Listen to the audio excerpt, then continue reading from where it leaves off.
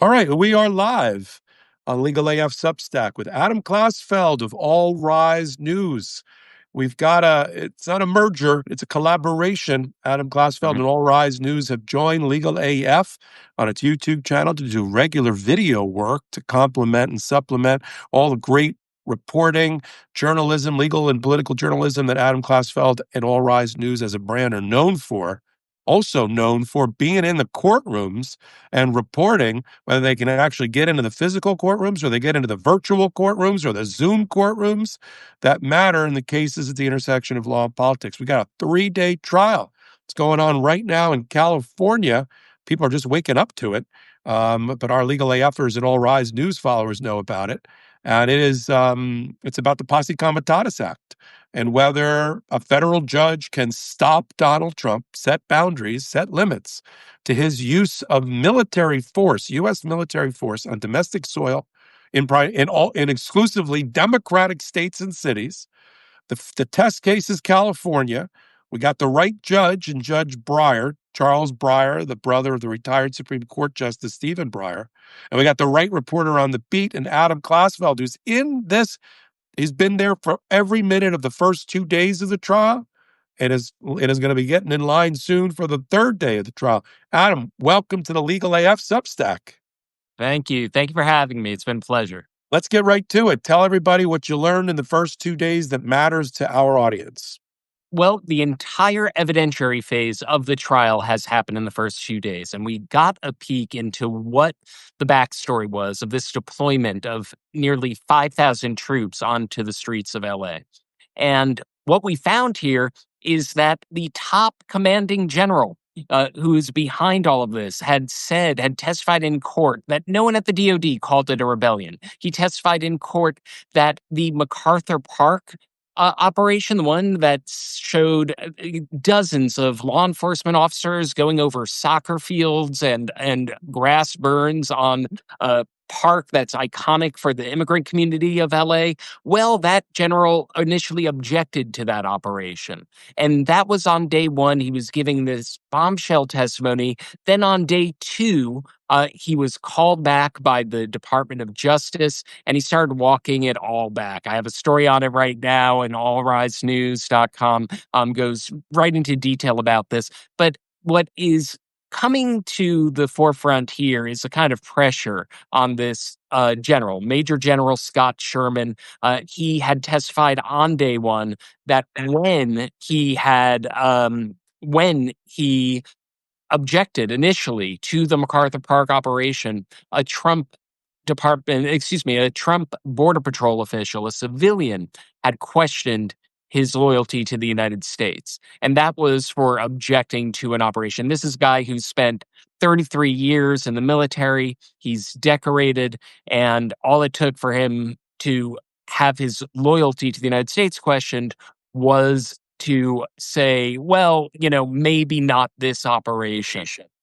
So that was something. It was a remarkable turnabout. Today, we're going to hear oral arguments. It's going to go into the judge's power to issue an injunction to stop what the AG's office describes as a military crusade. The deputy AG, Mary Strong, said yesterday at the start of oral arguments, she put this into perspective. There are 5,000 troops. Nearly 5,000 troops on the ground at the height of the operation in LA. And she compared that to the number of troops that were in Afghanistan during the first 3 months after 9/11 and said it is a larger troop deployment in LA. She called it an occupation. She wanted the judge to end, as she put it, this military crusade. And we heard the beginning of oral arguments from the Department of Justice's lawyer. And what I could tell you is that the Judge Breyer, is really holding his feet to the fire. Judge Breyer initially just let California's lawyer speak, continue her presentation. When the Justice Department's lawyer began, he started off with a list of questions. He really tried to zero into those questions. He knows that if we zoom back a little bit, he had issued an order earlier this year finding that Trump's deployment was illegal, only to have the Ninth Circuit Court of Appeals pause his decision. Yeah. So it's very clear he's troubled by what the Trump administration has been doing, but he wants to make sure that whenever he issues a ruling, that it is on legally solid ground. His being disturbed has not changed. He repeated loudly twice, "What are the limits? What are the limits?" Meaning of Trump's ability to send troops Yeah. whatever he wants, whenever he wants, wherever he wants.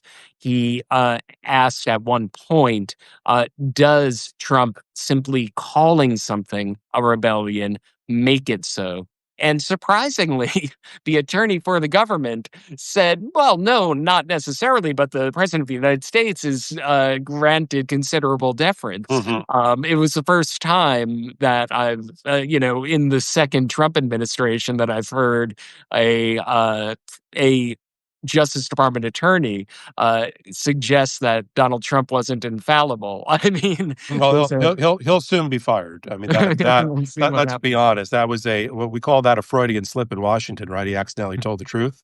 happens. And it just happens because, the few lawyers that are even left in the Department of Justice, there's such a brain drain that's occurred either by fiat, by firing and forced retirement, reassignment, or because people just have the courage and the conviction of their profession not to work for the Trump administration. Just hundreds, and we're talking hundreds and hundreds and hundreds, the thousands of Department of Justice personnel that have left, leaving the ones that are there sort of stretched very thin. First of all, morally challenged, ethically challenged already.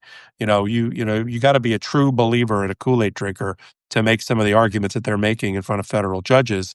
And federal judges are onto it. I mean, federal judges may be not completely supported by the United States Supreme Court, but they run justice in America on a day-to-day basis. Most cases don't end up at the Ninth Circuit Court of Appeals for California or the United States Supreme Court. Thousands and thousands of cases stay right where they are, which is with trial court judges like Judge Charles Breyer. And that's the kind of reporting that you're going to get from Adam Glassfeld, which is, watching Breyer. And we did a longer piece on this. You can come over to Legal AF, the YouTube channel. It'll go up later this afternoon, back and forth with Adam and me. But what you're picking up from Adam's in courtroom experience and observational power is things like the judge is hot bench towards the Trump administration and holding them accountable with lots and lots of questions and interruption of their argument, and slightly less so, it sounds like, with the California position, right, Adam? That's correct. I mean, the California Deputy Attorney General gave her entire presentation uninterrupted. It seemed I love that. I love the when that happens. yeah, I mean, it seemed that he had fewer questions for her because I think to put this in perspective, much of the Posse Comitatus trial, the fact pattern is undisputed. They detained civilians. They set up security perimeters. They did traffic control. What the Trump administration has been saying, what some of the witnesses have been saying, and this is an important point. On day 2, the General Sherman, testified that that was okay because there was a constitutional exception. And this was a moment where, if that doesn't raise your Orwell hackles, crack open 1984 again. Judge Breyer asked him about that, said, what constitutional exceptions? And I'm not a lawyer. Well, that might work in your favor, but he wanted to Right. know. He wanted to know, and basically the general said, well, those were the instructions that went all the way up the chain to the top of the DOD. Yeah. So what Breyer wants to pin down, what is this legal cover that the Trump administration is using to justify this more or less undisputed set of facts? And the constitutional exception, as the government lays out, is, well, if it's done in service of the overarching mission of protecting federal property and protecting federal law enforcement officials, then it's essentially a mulligan. And Judge Breyer is very skeptical, highly skeptical. That's a do-over for the non-golfers among our audience. The Mulligan reference. Get used to Adam Klasfeld. Get used to that painting in that plant, because he's going to be on Legal AF Substack, Legal AF YouTube channel doing regular reporting. I'm gonna cut Adam loose. He's so kind to give and generous with his time, but he's got to get in line for day 3 of for this trial, so we can come back and give another update here on Substack and on Legal AF YouTube of what happened day 3 with Judge Breyer. Adam, I'll stay on for another minute and wrap it up, but I know you got to get in line, right, for that Zoom? Thank you. Yes, I need to log on to the Zoom. Okay, go log on, because we need your reporting. We desperately need it. And 576 people are grateful that you spent time with us today here on the Legal AF Substack. Adam Klasfeld, All Rise News. That's where you can find everything, and over on Legal AF in a playlist there. Thanks, Adam. Thank you. All right, so thank you for all being here. We got another live here. We're going to be doing a lot more of them, 3 or 4 or 5 times a week here on Legal AF Substack. I got one today with Katie Fang, hopefully one of your favorite contributors. She's got the Katie Fang News channel over on Midas. We're going to get together for our weekly visit with and brief our Legal AF Substackers at 4:15 p.m. Eastern Time today. And if you want to know more, subscribe. I think you're all subscribers here on the Substack. Come over to Legal AF, the YouTube channel, where we have about 10 new videos every day. Watch them on your own leisure over on Legal AF, the YouTube channel, and you can subscribe there as well. It's all for free. No paywalls, all for free here on Legal AF. Really pleased that you're all here with us. Just to wrap it up, day 2 we just covered of the Posse Comitatus trial. The issue that the Trump administration is raising is that ultimately the Judge Breyer doesn't have the power to even set limits against Donald Trump's use of military force against Americans and others on domestic soil. That the statute itself talks about fines, which is money, and talks about crimes. Well, California is not. It should be a criminal trial against Donald Trump, but because of the immunity decision and other sticky wickets around this issue, they've avoided the criminal part. They're focused on they want an injunction, and they want a declaration. It's called a declaratory judgment from the judge to set the limits, including in the future. And the reason why in the future is important is because they're seeking an injunction. And for an injunction, you can't just rely on something bad happened to you in the past, because that's not grounds for an injunction. You have to show there's something bad that's likely to happen to you in the future.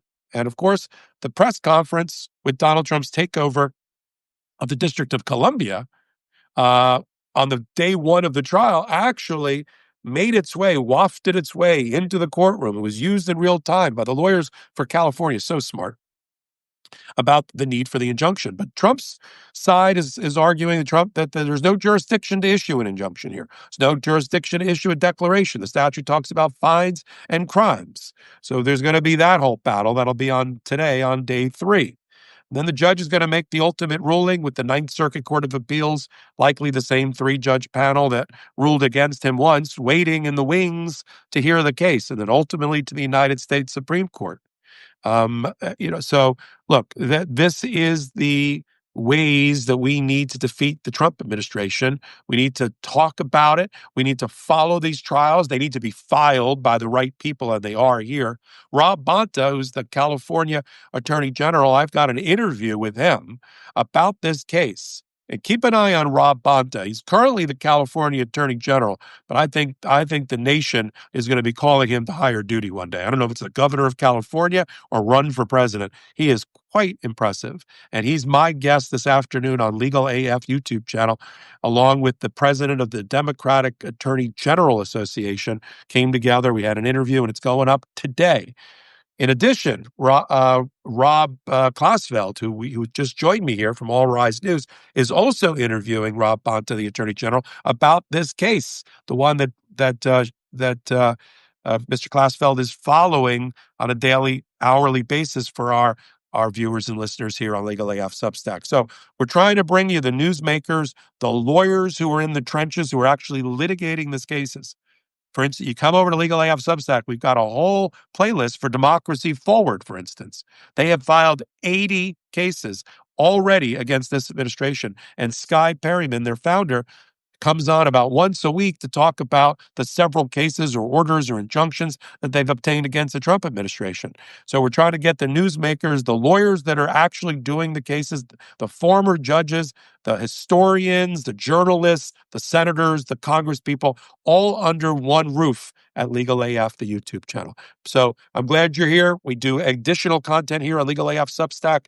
We do a morning AF every day that I do. We post the actual orders and decisions and opinions and filings under Filings AF. You could read it for yourself. And now we're adding on this new feature of regular Substack Lives. So we're so glad you're here until 4:15 p.m. Eastern Time today when Katie Fang joins me. Michael Popok signing off.